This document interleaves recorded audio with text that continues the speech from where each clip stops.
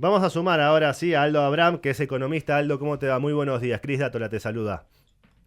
Buen día, un gusto estar charlando con ustedes, ¿eh? Un placer para nosotros también, Aldo. La semana pasada se votó favorablemente al final la ley bases y el paquete fiscal.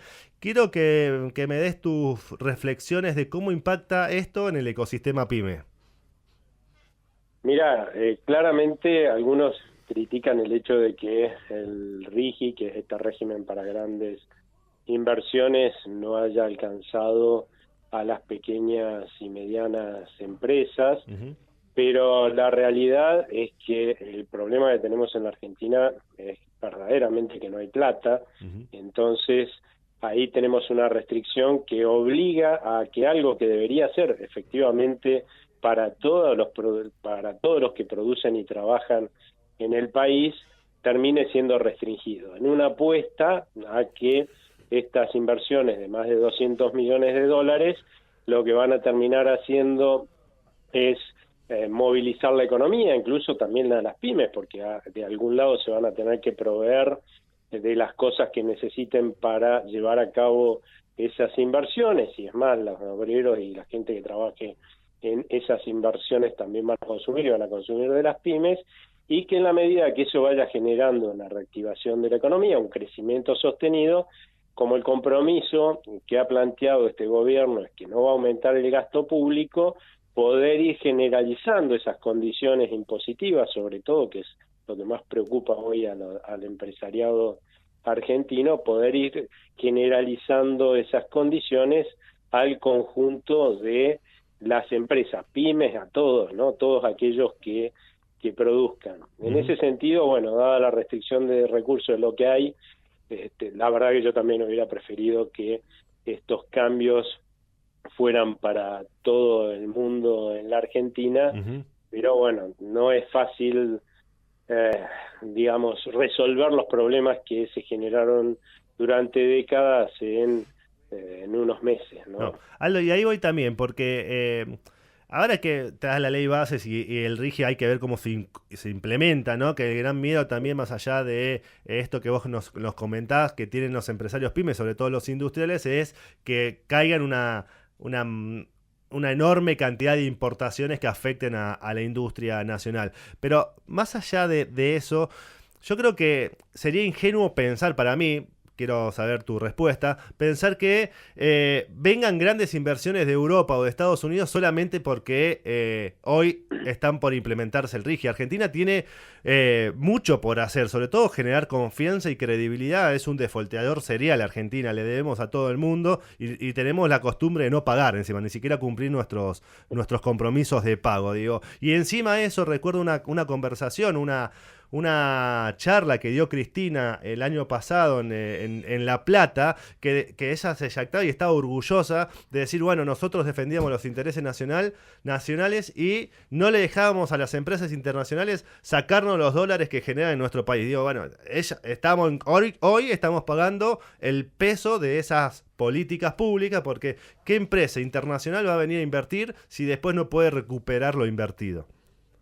No solamente las empresas internacionales, ¿no? De lo que estamos hablando es del cepo. En definitiva, tampoco los argentinos invertimos y vamos a invertir si hay cepo. Lo que hace el régimen este es, entre otras cosas, es ponerlo dentro de un microclima. Es un horror lo que te voy a contar ahora, ¿no? Pero es el mismo horror que estabas hablando vos, nada más que lo voy a explicar en términos de lo que se aprobó, ¿sí? Ujú. Dado que en la Argentina es una ley de la selva, ¿sí? En la cual los políticos pueden hacer cualquier cosa con lo que es tuyo, ¿sí? Y sacarte las ganancias, es más, con impuestos, decirte cómo vas a manejar tu empresa, no dejarte llevar lo que no te quitaron, ¿no? Ujú. Ya con los impuestos, y todo eso, esa ley de la selva que vos te venés en la Argentina hasta ahora, pues lo que ellos están haciendo con esto que se llama el RIGI es generar como una cúpula en la cual va a haber un ecosistema, ¿no? En el cual todas esas cosas no van a pasar. Eso es Sí. lo que se está haciendo en definitiva, y por eso podría haber empresas que, asumiendo el riesgo de la Argentina en todo lo demás, porque sigue siendo un país, como bien vos lo describiste, que es defolteador serial y que realmente hay que creerle que va a cumplir con que te va a mantener esa cúpula en la cual vos vas a tener un microclima, ¿no? Ya es un tema ese también. Bueno, van a venir y van a invertir porque se puede ganar mucha plata realmente en la Argentina. Lo que pasa es que nadie viene porque justamente pasa todo lo otro, que es esta ley de la selva la que estuvimos hablando. La realidad es esa, la realidad es que tampoco es que van a venir de un día para el otro. Yo creo que van a ir viendo en qué medida los cambios que se van gestando en el país van compensando, en términos de baja del riesgo, la posibilidad de ganancia. En una palabra, la posibilidad de ganancia va, en la medida que baje el riesgo de la Argentina, va siendo mayor que el riesgo y van a venir. O sea, esto es todo un camino que estamos empezando a recorrer y claramente al resto nos va a beneficiar. Espero que en algún momento nos demos cuenta los argentinos y sobre todo se den cuenta la mayoría de nuestra dirigencia política, que por lo que hemos visto en el Congreso todavía no han tomado noticia de que vivimos en esta ley de la selva y en esta jungla hasta ahora, porque si eso se entiende es probable que dentro del Congreso aprueben las leyes que hay que aprobar para que las cosas cambien no solamente para un sector, sino para el conjunto de los argentinos que vamos a seguir viviendo en la ley de la selva, porque lo que se ha construido hasta ahora en términos económicos y políticos, en una democracia republicana, porque no es una dictadura, gracias a Dios esto, no lo cambia el presidente, porque se construye con leyes digamos, un rumbo económico y político, ¿no? Entonces, hasta acá hemos llegado con leyes que hay que cambiar, pero las leyes se cambian en el Congreso. No las puede cambiar el presidente. Aldo, buenos días, Carlos Manzoni, Buen ¿cómo día. andás? ¿Cómo estás? Aldo, para llevarte un poco, relacionar esto con el tema salarios, ¿no? Que habíamos analizado en la columna. Tiene que ver la llegada de inversiones también con que pueden llegar a mejorar los salarios. Pero, ¿qué tendencia ves vos después de que en abril, en esta pulseada entre precios y salarios, empezó un poquito a cambiar la tendencia en la pulseada salarios? Todavía no le ganó del todo, pero bueno, empezó. Mira, la verdad es que no quiero pecar de poco optimista. Yo creo que es buena noticia todo esto que estamos viendo desde abril, pero la realidad es que también empezaron a negociarse las paritarias. Es lógico que en la medida que vayamos resolviendo uno de los problemas que tenemos los argentinos, por lo cual pierde poder adquisitivo nuestros ingresos de todos, no solamente de los asalariados, ¿sí?, que es la inflación, y se está resolviendo, y creo que en esta tendencia a resolverlo va a continuar, pues vamos a tener más chances, sin lugar a dudas, de que nuestros ingresos empiecen a recuperarse y cada vez seamos menos pobres, porque uno de los factores empobrecedores se está eliminando. Ahora, también es cierto que si vos tenés un kiosco en el cual vendés cada vez menos, pretender ganar más me parece difícil. Y acá estamos en una recesión, y hemos entrado en esta recesión en el anterior gobierno porque los argentinos veíamos venir una crisis, ¿sí?, en forma creciente, parecía que venía una flor de crisis, incluso una hiperinflación, y cuando tenemos esa visión los argentinos, lo que hacemos, porque lamentablemente vivimos un montón ya de crisis, es ahorrar a más no poder y comprar divisas con eso. Ahora, si estamos todos ahorrando, quiere decir que ¿por qué? Para poder morigerar el impacto negativo de la crisis en nuestra familia, ¿no? Ahora, si estamos todos haciendo eso, es que lo que estamos haciendo es bajar nuestro consumo y nuestra inversión, y las empresas con miedo también hacen lo mismo, y eso hace que se desplome la demanda, y por lo tanto no hay para quién trabajar o producir. Eso te lleva a una recesión. Y la verdad es que la única forma en que acá vamos a ver una recuperación fuerte de la economía es que nuestra dirigencia política nos demuestre que va a cambiar el rumbo, que este Titanic que veíamos que iba a pegarle a ese iceberg que está ahí al frente, y por eso estábamos todos buscando los botes salvavidas de los dólares, salirnos de la Argentina, no le va a pegar, y que va a haber van a mover el timonel, ¿no?, el timón, y lo vamos a esquivar. Hasta ahora lo único que estamos viendo, lamentablemente, un grupo que sí está convencido de la tripulación que hay que pegar un volantazo, pero hay otro grupo que parece que se resiste a pegar el volantazo y piensa que lo va a partir como un cubito, ¿no? A este iceberg. Y eso, hasta que no superemos ese temor, por decirlo de alguna forma, los argentinos, vamos a seguir buscando los botes salvavidas, y eso complota contra la posibilidad de una fuerte recuperación de la economía, que es lo que necesitas para una fuerte recuperación de los salarios. Aldo, la última, que tiene que ver, se votó la ley bases y el paquete fiscal, y el segundo paso que tendría el Poder Ejecutivo, que viene prometiendo, tiene que ver con el Pacto de Mayo, que ya no va a ser en mayo, que se propone hacer en julio, y que tiene que ver con, en esos 10 puntos de acuerdos de políticas públicas a largo plazo, y hay uno de los ítems que a mí me llama más la atención, que soy el que más para mí tiene más sentido, que es el de mantener el gasto público entre los 25 puntos del PBI, que fue cuando Argentina estaba en niveles prósperos. Te quiero preguntar, ¿qué tan viable es llegar a ese número? ¿En cuántos años podríamos llegar a ese número?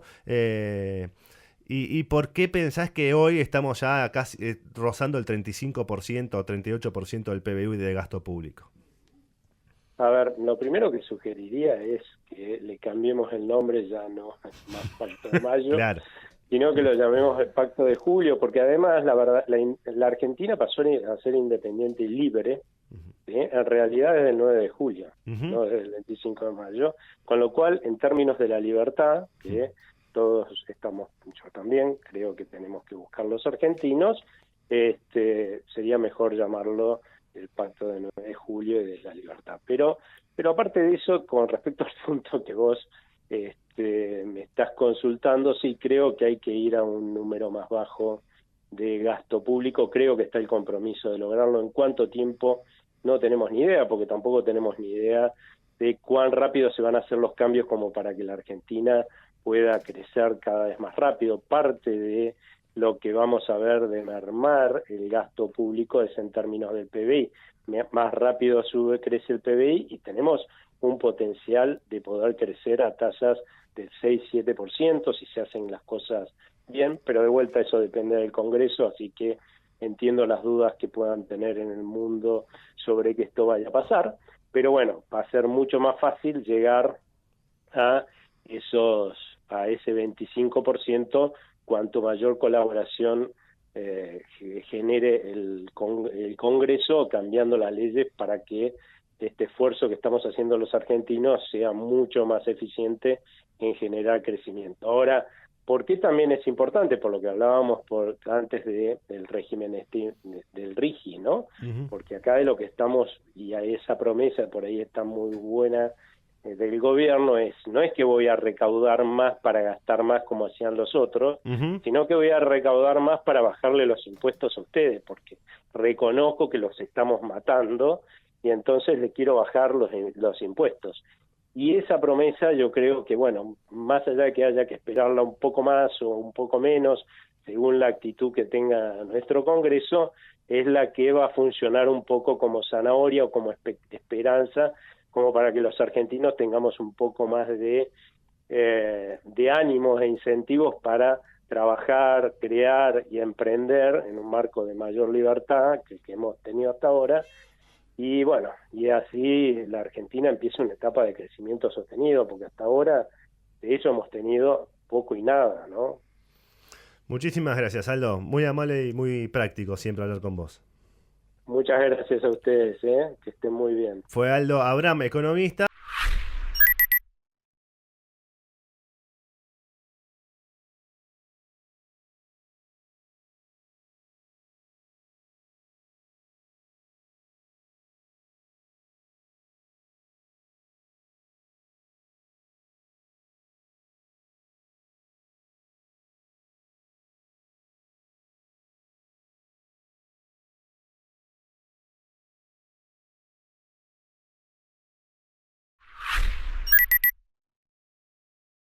vamos a analizar un poco la situación política del país, siempre hablando también del ecosistema PYME y cómo impactan las políticas públicas en este sector. Y vamos a darle la bienvenida acá en Pymes en la Red a Lucas Romero, que es analista político. ¿Cómo te va, Lucas? Muy buenos días. Cris Dátola te saluda. Cris, buenos días, ¿cómo andan ustedes? Un placer, ¿y vos? Bien, todo bien, por suerte. Bueno, vamos a hablar un poco de lo que sucedió la semana pasada con el Ley Bases y Paquete Fiscal. Quería saber tu opinión sobre cómo pensás que va a impactar esto en la diaria, ¿no? En la economía PYME, en las empresas pymes, en los empresarios. Bueno, es un hecho relevante de este inicio de ciclo de mi ley presidente, es su primer ley. Obviamente que hay allí una lectura interesante para hacer en ese sentido. Es muy difícil decir que la sanción de esta ley no va a afectar la vida cotidiana de la gente, pero al mismo tiempo es muy difícil especificar en qué aspecto la va a afectar, porque muchas veces lo que ocurre con este tipo de herramientas es que son instrumentos que permiten producir cambios en un plano de la situación económica, en un nivel determinado de la realidad, que no es perceptible para el ciudadano, para el individuo, pero no deja de ser una herramienta que sí va a producir cambios, particularmente lo digo en materia económica, ¿no? Porque tanto la ley base como el paquete fiscal son un conjunto de iniciativas orientadas a dotar al presidente de herramientas económicas para resolver ese gran desafío económico que tiene este presidente. Es una ley que se demoró mucho tiempo, uno podría decir el medio vaso lleno es que la ley salió, el medio vaso vacío es que el tiempo de discusión de la ley fue muy largo y lógicamente se parece muy poco a la ley original, ¿no? La ley original, aquella que pensó Federico Sturzenegger, empezó siendo una cosa. Esta ley que terminó sacando francos del Congreso terminó siendo otra cosa. Uh-huh. Bueno, veremos a partir de aquí cómo hace el gobierno para aprovechar estas herramientas y traducirlas en una mejora de las condiciones económicas que en última instancia benefician a la gente y a las pymes también. Sí, claro, por supuesto. Ahora, por ejemplo, uno de los temas más complejos, si querés, que más preocupa al ecosistema PYME, lo hablábamos hace un ratito con Aldo Abraham, tiene que ver con las RIGI, ¿no? Algo que el ecosistema PYME considera injusto, algo que el Senado intentó corregir de alguna manera, pero quizás no alcanza. ¿Cuál es tu opinión al respecto de esto? Bueno, es uno de los componentes de la ley bases. Uh-huh. Yo creo que las dos leyes, tanto la bases como el paquete fiscal, están orientadas esencialmente a dos cosas: a producir mayor ingreso de dólares y a producir mayor ingreso de pesos. Los dólares a la economía, los pesos a las arcas del Tesoro Nacional. El RIGI, este particular régimen del que tanto se ha hablado, es un intento del gobierno de presentar incentivos que para la discusión parlamentaria eran muy generosos para tratar de atraer inversiones. Yo creo que acá, siempre la debilidad o la necesidad tiene cara de hereje, dice el dicho, ¿no? Uh-huh. Este es un gobierno muy necesitado de dólares. La economía argentina está muy necesitada de dólares. Entonces, creo que el planteo filosófico detrás del RIGI sería pensarlo de esta forma. ¿Es deseable el ingreso de dólares? Sí. ¿Estamos dispuestos a pagar este costo de dar determinados beneficios en detrimento de otros capitales locales que pudieran también producir riqueza? Bueno, esta fue la discusión que hubo en el Congreso. Veremos con el paso del tiempo quién tenía razón, si el gobierno presentando estos incentivos para generar ingreso de dólares y que eso mejorara la macroeconomía y a su vez las condiciones económicas para los actores económicos locales, o si en definitiva terminará siendo un régimen muy beneficioso para algunos y que no produzca beneficios para otros, sobre todo para los que estamos acá en la Argentina y que lógicamente no invertimos en dólares, invertimos en pesos. Ahora, ¿qué el paso siguiente para que el RIGI o cualquier política pública que quiera tener una economía sana necesita el gobierno tiene que ver con el cepo, ¿no? Algo que también está muy cuestionado porque necesita levantarlo. Tiene fecha de función el cepo, que es el 22 de diciembre de este año. ¿Pensás, cómo ves que pueda hacer el Ejecutivo para levantar el cepo antes de esa fecha, o pensás que lo va a hacer recién para diciembre de este año? A ver, una pregunta interesante más para un economista que para un politólogo, pero yo digo, tratando de interpretar también la naturaleza de los problemas económicos vinculados también a los problemas políticos, ¿no? Da la sensación que la Argentina fue acumulando una serie de desequilibrios que respondían a una serie de parches que se le fueron aplicando a esta economía para tratar de subsanar algunos desperfectos que tenía el funcionamiento económico. Esa acumulación de tantos parches produjo en un momento determinado que la economía dejara de funcionar. Exacto. Y lo que la economía argentina no podía producir y no lo ha hecho en los últimos 10, 12 años es crecimiento, ¿no? Hemos llegado a un nivel de actividad económica que desde el 2011 ha permanecido estancada. Entonces, lo que hay que hacer ahora es ir desarmando todos esos parches para tener o poder acceder a una economía bastante más normal de la que tenemos en Argentina. Y cuando digo normal es en comparación a lo que son las economías en el mundo y cómo funcionan las economías hoy en este mundo capitalista. Bueno, uno de esos parches es el cepo, que intenta corregir los desperfectos que produce el desequilibrio cambiario sobre el tipo de cambio y que obviamente perjudican no solo el ingreso de inversiones, porque es como una suerte de traba para el ingreso de divisas, sino también que afecta el funcionamiento de la economía desde la adquisición de importaciones, desde el giro de divisas, una indicación. Hola, Lucas, ¿se cortó? ¿Se cortó, chicos? Bueno, en emergentes son países desarrollados, ¿no? Sí, ¿sabés que, Lucas, lo último que me comentaba se entrecortó? No sé si podés repetir las últimas oraciones, por favor. No, digo que el cepo es un parche, para llamarlo, digamos, de una forma más llana, que se le ha aplicado a esta economía para subsanar los perjuicios que produce el desequilibrio cambiario. Claro. Entonces, lo que está tratando de hacer este gobierno es ir desarmando todos esos parches para ir, digamos, acercándonos a una economía que funcione más normalmente y que pueda generar las condiciones para el crecimiento y el desarrollo de la actividad profesional, de la actividad empresarial y, en última instancia, el crecimiento de la propia economía, ¿no? Me parece que ese es un tránsito que deberá atravesarse con todos los recaudos y las cautelas que se tienen para ir desarmando estos mecanismos, insisto, que se fueron acumulando como consecuencia de los desequilibrios. Bueno, ahí está el desafío político y económico, porque está claro que la Argentina necesita sacar el cepo.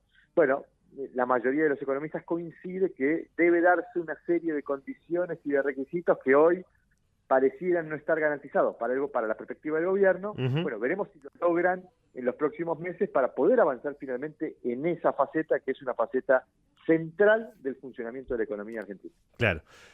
Lucas, ahora te voy a sacar de la economía para preguntarte algo que tiene que ver netamente con tu actividad como politólogo y que a mí me llama mucho la atención. Yo estudié también ciencia política en la UBA, me faltaron algunas materias para recibirme, así que por eso admiro tanto a los politólogos, sobre todo por la disciplina. Pero a mí me llama mucho la atención, Lucas, que todos los índices económicos, excepto inflación, le dan para abajo al gobierno. Consumo, niveles de productividad, 9 de cada 10 sectores productivos están a la baja. Y no obstante eso, pareciera que el humor social, pareciera que la sociedad, aún estando en condiciones deplorables, o sea, con 50% de pobreza acá en Argentina, aún así y con políticas casi extremas, al gobierno y la figura de Milei sigue teniendo buenos niveles positivos, de buena imagen positiva. Sí, bueno, eso es una aparente paradoja. Ahora esa aparente paradoja tiene explicaciones, lógicamente, ¿no? Hay una percepción interpretativa de la opinión pública sobre lo que está pasando. Y cuando digo interpretativa es que la gente puede ver lo que está pasando, pero también puede entender por qué está pasando lo que está pasando. Y este es un presidente que cuando asumió, creo que con inteligencia y con habilidad, le dijo a la opinión pública, bueno, yo tengo que hacer y tomar una determinada cantidad de decisiones que van a empeorar las condiciones económicas. Dijo en su discurso de Asunción el 10 de diciembre, no hay alternativa al ajuste, no hay alternativa al shock. Dice, esto va a afectar negativamente el salario real, la actividad económica, el empleo, va a haber más pobreza y va a haber más indigencia. Entonces, como le dijo eso a la gente interpreta que efectivamente eso iba a ocurrir. Ese storytelling que construyó el gobierno desde el comienzo de su gestión advertía que la peor parte de ese empeoramiento de las condiciones económicas que era necesario para llegar a una economía saludable, acá está el fin que la gente tiene en su cabeza y por eso la gente soporta este padecimiento sin asignarle responsabilidad al gobierno. El storytelling del gobierno hablaba de que marzo y abril iban a ser los peores momentos de esta etapa de ajuste. Por eso digo que muchos hablaban a propósito de la sanción de la ley base, bueno, hay un punto de inflexión. Yo digo que el punto de inflexión del gobierno ocurrió el 1 de mayo, porque a partir de allí, Milei empezó a competir contra su propio pronóstico. Él dijo que marzo y abril iban a ser los peores momentos de este proceso de correcciones, con lo cual marzo, junio, julio deberían ser meses de recuperación. Es lo que el gobierno está intentando demostrar y se agarra de algunos datos, de algunos brotes verdes para tratar de decir estamos mejorando, y es lo que uno percibe, la opinión pública en términos generales todavía no visualiza con claridad. Claro. Entonces, creo que hasta aquí la opinión pública ha sido, vamos a llamarla, paciente con este gobierno, porque entendía que este gobierno tenía que hacer cosas que iban a producir estos hechos que están, digamos, graficados en estos datos que vos mencionás. Bueno, ahora viene la otra etapa, en donde el gobierno tiene que cumplir con su promesa de decir, viene una recuperación vigorosa. Creo que ahí se juega el sostenimiento de los apoyos para este gobierno. Si la caída pronunciada de la inflación fue el pulmotor que sostuvo el apoyo social de la sociedad en este contexto de deterioro de las condiciones económicas, creo que la recuperación va a ser el pulmotor que lo va a sostener en el segundo semestre del año. Veremos si se da. Claro. Ahí está el desafío político para el gobierno, ¿no? Lucas, Gustavo Guaraña te saluda. Un poco en línea con con el análisis que vos estabas haciendo, salieron esta semana los índices el INDEC publicó cómo había aumentado la desigualdad en la Argentina. El índice Gini tuvo la mayor caída de la desigualdad. Y un poco el relato que yo creo que compraron los seguidores y que siguen comprando era que el ajuste lo iba a pagar la casta.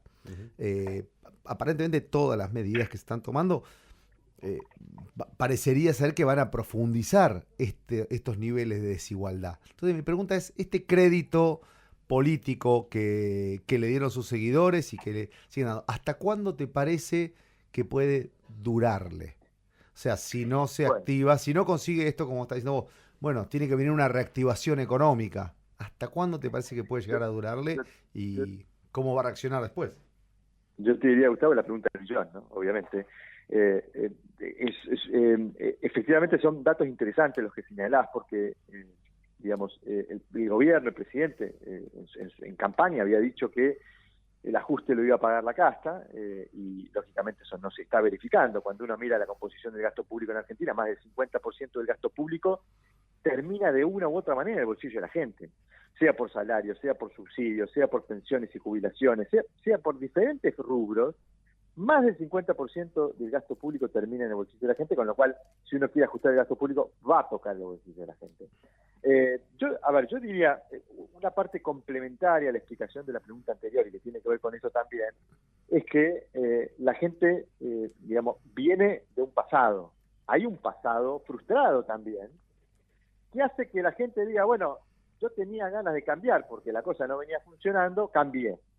Y esa gente que apoyó este cambio, y estoy hablando de la gente que votó a Milei en noviembre del año pasado, tiene, si se quiere, la razón de justificar su decisión en visualizar si efectivamente el cambio se produce. Es decir, hay como un anhelo también de que ese cambio se produzca, porque la gente impulsó efectivamente ese cambio y a la gente le gusta tener razón.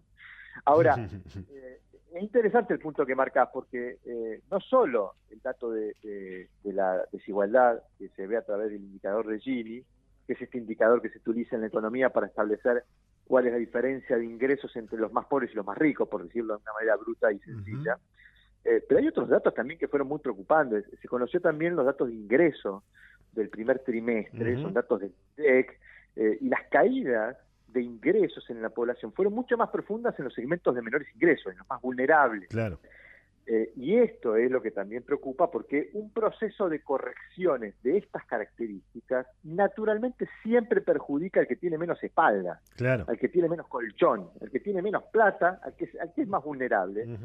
Y es ahí en donde uno imagina se juega el sostenimiento de los apoyos de este gobierno, porque este es un gobierno que recibió apoyos de todos los sectores sociales, pero también recibió muchos apoyos de los sectores de ingresos bajos. Hubo muchos sectores de ingresos bajos que se veían muy perjudicados por la inflación que se había generado durante el gobierno anterior, y dijeron, bueno, esto yo no lo tolero más, quiero cambiar, y creyó que Milei podía ofrecer las soluciones. Por lo tanto, yo te diría que ahí vuelvo de vuelta a la respuesta anterior. La recuperación, y te diría la velocidad de la recuperación, va a ser determinante para entender cuánto más va a haber paciencia social para este programa de correcciones, cuánto más se van a sostener los apoyos sociales a este presidente, y es ahí donde Milei está urgido. Por eso digo, comenzaba hablando de la sanción de la ley bases, hay un medio vaso vacío. Claro. Este gobierno se demoró mucho tiempo en sancionar esta ley, ¿no? Quiso sancionar una ley en donde se discutían si los jueces tenían que usar todo o no, y perdimos el tiempo, las energías y el esfuerzo en discutir cosas que no hacían a lo esencial. Bueno, el gobierno lo entendió, a fin de cuentas, achicó los contenidos de esa ley y pudo sacar algo del Congreso. Hubiera sido mucho más conveniente que esa ley hubiera salido al comienzo del año, pero no fue así. Bueno, veremos cómo le va con estas herramientas para lograr esa recuperación vigorosa por los números que uno observa, sobre todo en materia de consumo y en materia de velocidad de recuperación de los salarios. Bueno, uno imagina que la recuperación no va a ser en V y vigorosa como el gobierno creía. No, claro. Así que nada, veremos qué características tiene esa recuperación, porque eso va a determinar la naturaleza del proceso político en esta segunda mitad del año. Lucas, muchísimas gracias. Siempre es un placer hablar con vos, ¿eh? No, por favor, un placer, el placer es mío. Un abrazo grande para todos. Fue Lucas Romero, analista político. Siempre claro, Lucas, para hablar, Gus.